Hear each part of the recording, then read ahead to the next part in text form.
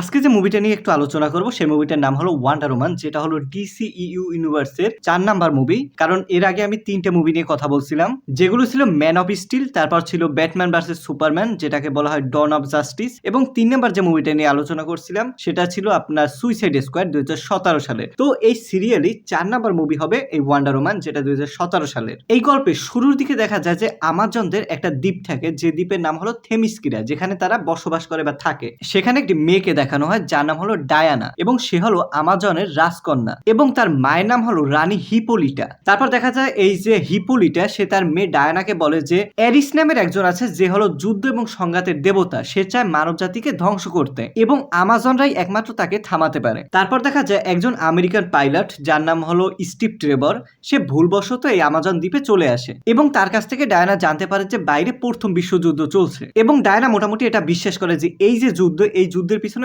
অবশ্যই এরিসের হাত আছে। তারপর সে স্টিভের সাথে লন্ডন যায় এবং সেখানে গিয়ে এই যে যুদ্ধক্ষেত্র, এই যুদ্ধক্ষেত্রে সে নেমে পড়ে আর কি। এবং শেষ পর্যন্ত সে এটা বুঝতে পারে যে এরিস শুধু কাল্পনিক কোনো গল্পের কোনো ভিলেন নয়, সে মূলত আসলেই আছে রিয়েল। এই যুদ্ধের পিছনে সেই মূলত কলকাঠি নাড়তাছে, এবং ফাইনাল লড়াইয়ে ডায়ানা তার ভিতরের ঈশ্বর প্রদত্ত যে শক্তি সেটাকে জাগ্রত করে এবং এরিসকে পরাজিত করে। তো এই হলো মোটামুটি এই মুভির কাহিনী। এখন আমরা জানবো যে এই মুভির কাহিনীর সাথে কমিক্সের কি মিল এবং অমিল আছে। মুভিতে দেখা যায় যে ডায়ানার সাহসিকতা, তার যে সত্যের প্রতি নিষ্ঠা এবং তার যে বিশেষ অস্ত্রগুলো যেমন ব্রেসলেটস এবং লেজ অফ ট্রুথ, এইগুলো কিন্তু কমিক্সের সাথে মিল আছে। মানে কমিক্সে যেরকম দেখানো হয়েছে ঠিক সেরকমই মুভিতে এই কাহিনীগুলো দেখানো হয়েছে। কিন্তু কমিক্সে দেখা যায় যে তাকে মাটির পুতুলের মধ্যে জীবন প্রদান করে তারপর তাকে বানানো হয়েছে। কিন্তু মুভিতে ডায়ানা হলো জিউস এবং হিপোলিটার সন্তান। এরপর হলো স্টিভ ট্রেভর, সে একজন পাইলট এবং তার সাথে ডায়ানার একটা রোমান্টিক প্রেমের একটা গল্প আছে, যেটা আসলে কমিক্সের মতোই। কিন্তু কমিক্সে স্টিভ মূলত দ্বিতীয় বিশ্বযুদ্ধের সময় এই দ্বীপে নামে,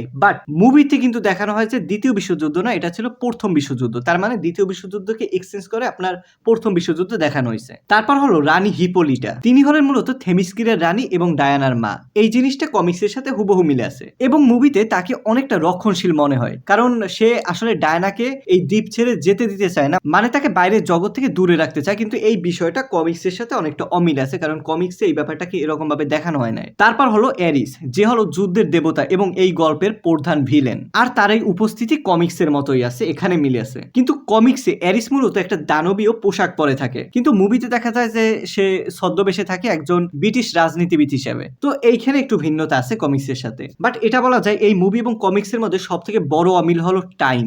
গোল্ডেন এজ কমিক্সে আপনার দেখানো হয় ওয়ান্ডার ওম্যানের গল্প দ্বিতীয় বিশ্বযুদ্ধের প্রেক্ষাপটে, কিন্তু মুভিতে এইটাকে নিয়ে আসে প্রথম বিশ্বযুদ্ধে। তার মানে টাইমের টোটালি ডিফারেন্ট। এবং এই মুভিতে ডায়ানা নিজেই একটি অস্ত্র বা গড কিলার, কিন্তু অনেকগুলো কমিক্স ভার্সনে এই গড কিলার ছিল একটি অস্ত্র যেটা দিয়ে দেবতাদের মারা হতো। আবার এই মুভিতে দেখা যাচ্ছে এরিসকে সম্পূর্ণভাবে ধ্বংস করে দেওয়া হয়, মানে মেরে ফেলা হয় এই টাইপের। কিন্তু কমিক্সে এই যে এরিস হলো একটি অমর সত্তা, তার মানে তাকে মেরে ফেলা সম্ভব না, তাকে হারানো সম্ভব ঠিক আছে, বাট পুরোপুরিভাবে মারা সম্ভব না। তবে এখন কথা বলবো এই মুভির আগের এবং পরের মুভিগুলোর সাথে কিরকম সম্পর্ক আছে সেটা নিয়ে। আপনি যদি ব্যাটম্যান ভার্সেস সুপারম্যান মুভিটা দেখেন, সেখানে দেখবেন যে ব্যাটম্যান অর্থাৎ ব্রুস ওয়েন সে একটি ছবি খুঁজে পায় যেটা ছিল প্রথম বিশ্বযুদ্ধের টাইমের, এবং সেখানে সে ডায়ানাকে দেখতে পায় এবং তারপর সে ডায়ানার আসল পরিচয় জানার চেষ্টা করে। তারপর ব্যাটম্যান ভার্সেস সুপারম্যান মুভিতে ডায়ানা বলছিল যে সে 100 বছর আগে মানব জাতি থেকে সে মুখ ফিরিয়ে নিয়েছিল, এবং এই ওয়ান্ডার ওম্যান মুভিতে দেখানো হয় যে কেন সে স্টিভ ট্রেভরের মৃত্যুর পর এবং ওই যুদ্ধের পর সে আড়ালে চলে যায়, মানব জাতিকে সাহায্য করার কথা সে আর ভাবে না। আবার যদি আপনি জাস্টিস লিগ মুভিটা দেখেন, সেটা হলো ওয়ান্ডার ওম্যানের যে মুভি, এই মুভির ঘটনার পরের অনেক পরের কাহিনী আর কি। সেখানে দেখানো হয় যে প্রথম বিশ্বযুদ্ধের যে ওই পিকচারটা ছবিটা, ওইটা সে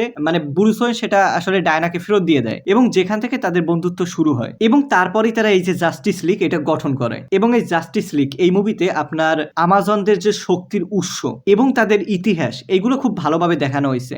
যে জন্য আপনি যদি জাস্টিস লিগ মুভিটা দেখেন, সেখানে যে স্টিভেন উলফ যখন এই যে দ্বীপে অর্থাৎ আমাজনদের দ্বীপে আক্রমণ করে, তখন যে মাদার বক্স নিয়ে যে কাহিনীটা হয় সেটা অনেকটা বুঝতে আপনার হেল্প হবে যদি আপনি ওয়ান্ডার ওম্যানটা দেখেন। তো এই হলো ওয়ান্ডার ওম্যান মুভির কাহিনী এবং কমিক্সের সাথে মিল এবং অমিলগুলো বললাম, এবং আগের এবং পরের মুভিগুলোর সাথে মিল অমিল বললাম। তো এর পরবর্তী মুভি নিয়ে পরবর্তী ভিডিওতে কথা হবে। ওকে, বাই।